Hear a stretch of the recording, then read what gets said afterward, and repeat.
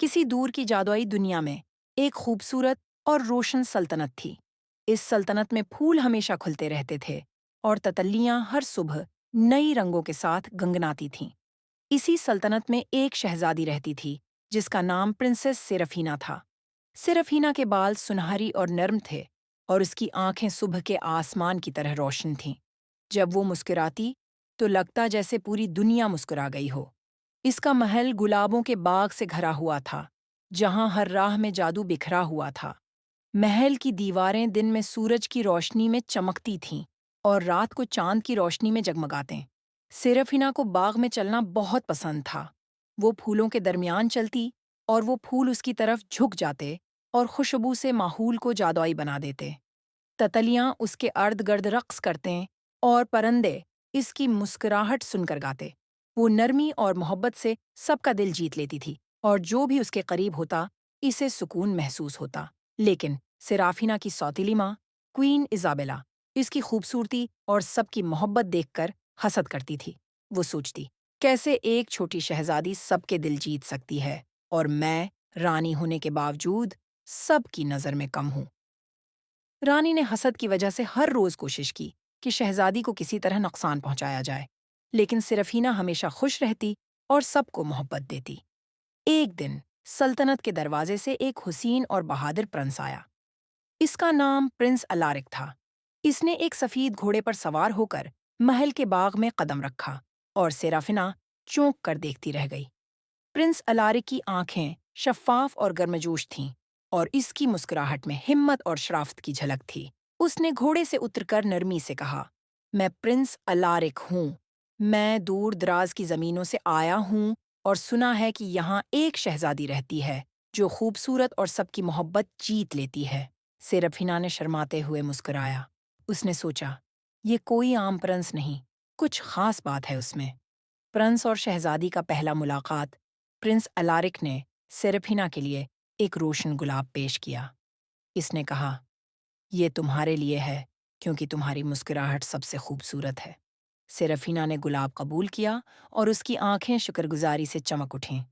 آس پاس کے پھول اور بھی زیادہ کھل گئے اور تتلیاں خوشی سے رقص کرنے لگیں۔ دونوں باغ میں چلنے لگے، اپنی کہانیاں، خواب اور امیدیں بانٹتے ہوئے۔ پرنس الارک نے کہا، میں نے تمہاری مہربانی کے بارے میں سنا ہے۔ میں تمہاری دوست بننا چاہتا ہوں اور تمہارا دل سنبھالنا چاہتا ہوں۔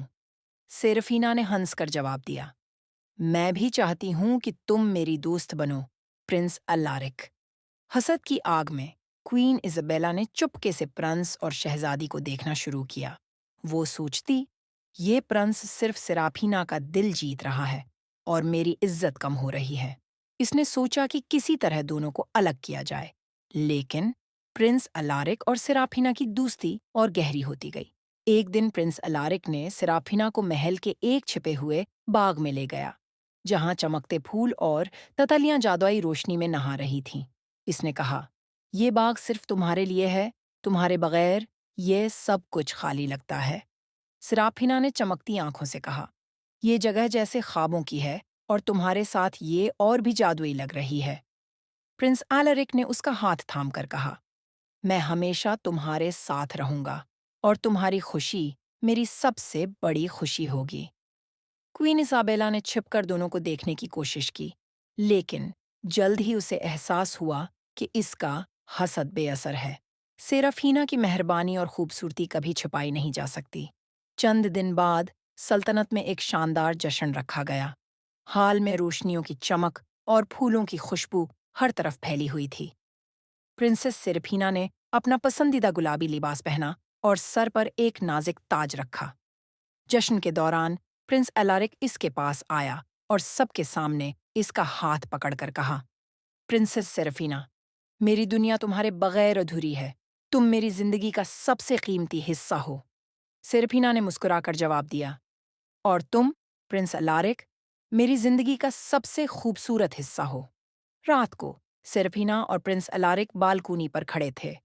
ستاروں سے بھرا آسمان ان کے اوپر چمک رہا تھا اور چاندنی ان پر نرم روشنی ڈال رہی تھی۔ سیرافینا نے کہا، جہاں تم ہو وہاں میری دنیا خوش ہے۔